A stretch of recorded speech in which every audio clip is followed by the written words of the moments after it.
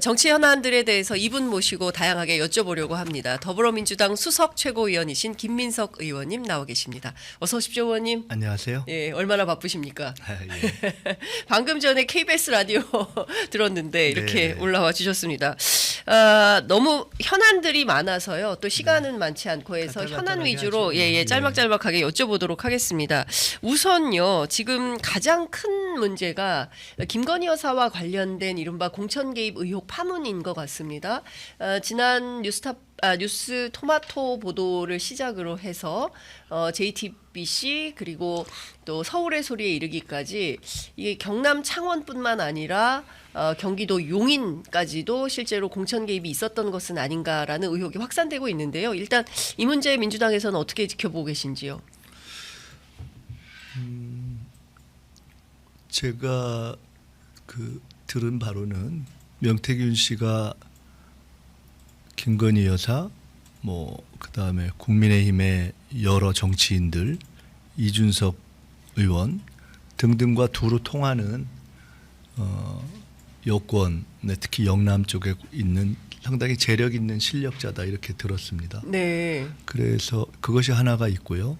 두 번째로는 김건희 여사가 이제 권력의 핵심이기 때문에 전방위적으로 여러 부분에 이렇게 관심과 또 활동을 해온 것이 자연스럽게 이제는 다 본물이 터질 때가 됐고, 그런 것들의 자연스러운 어떤 순리처럼 지금 이제 국면을 가고 있다고 봅니다. 이 문제는 그래서 이제 그런 어떤 본질이 무엇인가를 짚어가는 거예요. 그래서 제가 거기에 이제 이번 과정에서 하나 더 흥미가 보태졌던 것은 다 알고 있던 김건희 여사 문제에다가 이제 그 공천 관련한 사안이 터진 거에다가 이제 이준석 의원까지 사실은 거기 관련된 네. 등장인물로 등장했다는 것이 저는 상당히 주목할 만한 사안이라고 봤었고요. 이제 그런 것이 자연스럽게 짚어가면 되겠죠. 그리고 아마도 검찰은 이 사안을 김영선 의원과 명태균 씨 간의 돈거래 문제라든가 이런 것으로 정리해서 초점을 모아가고 입을 막고 하는 쪽으로 그렇게 움직일 것이다 이렇게 보고 있습니다.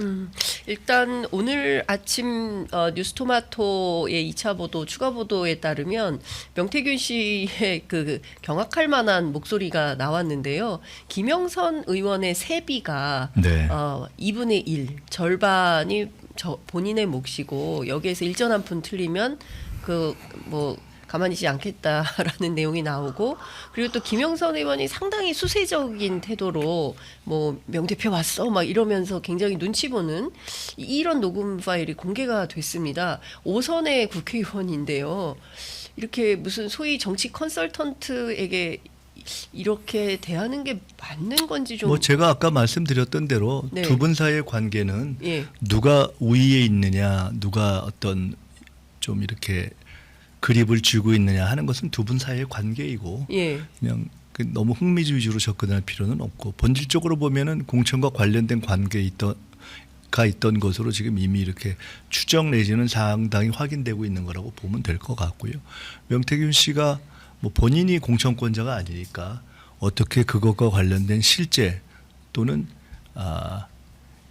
말로 영향력을 행사할 수 있었는가, 김영선 의원과의 관계가 정말 그러하다면 그 실질적인 이유와 배경은 무엇인가, 이것이 본질이니까 나온 녹취록에 관심을 가지면서도 본질을 놓치지 않는 게 중요하다고 봅니다. 그 이른바 뉴스토마토가 보도했던 명태균 게이트에서 도대체 김건희 여사와 명태균 씨는 국민의힘의 공관위원도 아닌데 어떻게 사전에 저런 정보들을 미리 알고 김영선 컷오프야 준비해 이런 발언을 했을까 했는데, 어제 서울의 소리 보도를 통해서 확인한 바에 따르면 이철규 의원이 등장을 합니다. 선임행정관의 육성으로 이철규가 김건희 여사 라인으로 활동을 하고 있다, 공천을 쥐락펴락하고 있다, 이런 입장이 나온 건데요. 조금 전에 말씀하신 표현에서 무슨 명태균 게이트니 이런 표현은 앞으로 그런 것의 중간 과정에 등장할 인물이 워낙 많을 것이기 때문에 그걸 다 게이트를 붙이기 시작하면 우리가 힘들 것 같고요. 네. 그냥 결국은 김건희 게이트죠. 게이트다. 거기가 곧 길이요 진리요 대문이니까 예. 네, 그렇게 해서 그냥 김건희 권력만 보면 될 것 같고요.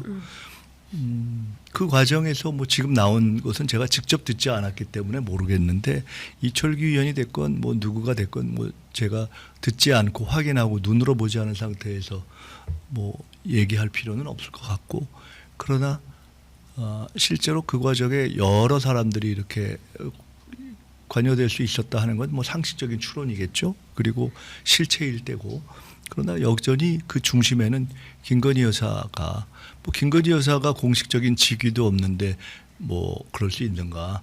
그건 뭐 이미 국민들이 다 아는 마포대교에서 확인된 대통령 아닙니까? 마포대교. 예. 마포대교에서 확인된 대통령이다. 예. 저는 김건희 여사가 이 정부 처음 시작할 때 진짜 꿈이 뭘까 이런 얘기를 생각하면서 아마 에바 페론 코스를 생각하는 거 아닐까 저는 그런 생각을 해본 적이 있습니다. 예. 그러니까 본인이 다음 또는 다다음 정도의 권력 창출을 직접 하는 것까지를 생각한 예. 이런 어떤 이미지 메이킹을 생각하지 않았을까라고 저는 처음부터 사실 그렇게 보고 있었습니다. 뭐 실제로? 그것이 본인이 뭐 실제로 윤석열 대통령보다는 낫다고 생각하는 거 아닌가요? 네, 그렇기 때문에 그 국정 운영을 이렇게 실제로 여러 가지를 이렇게 잘 챙기면서 본인 나름대로는 인사도 챙기고 이렇게 해온 것이고 그런 생각을 하고 있을 것이라고 지금은 더 확인이 되는 것이고 처음부터 저는 그런 느낌을 가지고 있었습니다. 그러니까 네. 약간 그렇게 대통령 부인이었다가 그다음에 권력으로 실제로 등장하는 코스를 아마 기대할 것 같다는 생각을 하고 있었고 예. 그것은 그 머릿속에 들어가 봐야 아는 것이기 때문에 우리가 알 수 없지만 현재까지 나온 과정으로 보면은 뭐 그 이상인 것 같다 이렇게 봅니다. 네. 그 실제로 지금 지지율이 최악인 상태이고요. 보수 언론인 중앙일보마저도 오늘 아침 사설을 통해서 지지율이 바닥인데 유난 갈등할 때냐 이제 이런 보도를 하고 있습니다. 근데 지지율이 하락하고 뭔가 탈출구가 없을 때 선택해봄직한 이상한 카드 중에 하나가 계엄 아니냐라는 국민들 사이에 공감대도 있는데 일명 서울의 봄 4법을 지난 20일 발의한다고 밝히셨습니다. 사실 이 계엄과 관련해서는 의원님께서 첫 제보를 받으셨고 이것은 2016년부터 계속 이어지고 있는 상황인데요. 실제로 민주당 안에서 이 문제를 어느 정도나 위중하게 보고 있고 어느 단계로 대응하시려고 계획 중에 있으십니까? 우선 그 전에 네. 그 조금 전에 이제 말씀하시면서 이제 김건희 문제를 저희가 이제 얘기하고 넘어가면서 이제 왔는데 네. 김건희 여사가 조금 좀 절제돼야 되는 거 아닌가? 그 다음에 절제해야 되는 거 아닌가? 절제시켜야 되는 거 아닌가? 윤한 갈등을 조금 다 이렇게 덮어야 되는 것이 아닌가라는 예를 들어 조중동의 기대는 좀 안타깝지만 이루어지지 않을 겁니다. 이루어지지 않을 제가 것이다. 이미 지난 추석 간담회 때 말씀을 드렸지만 네. 한동훈 대표는 안 될 줄 알고 그냥 어차피 윤석열 대통령이 말 안 들을 거라고 생각하고 차별화를 할 것이고요. 윤석열 대통령은 그냥 그 말을 안 들을 것이고 김건희 여사는 절제하지 않을 것이고 네. 그래서 그 권력은 무너지는 겁니다. 파국이. 그래서 조선일보 김대중 주필이 아무리 안타까워해도 또 중앙일보라든가 다른 어떤 보수지에서 이걸 좀 덮어서 어떻게 전국을 해결해 보고 싶다고 해도 해결되지 않을 겁니다. 우선 첫째로.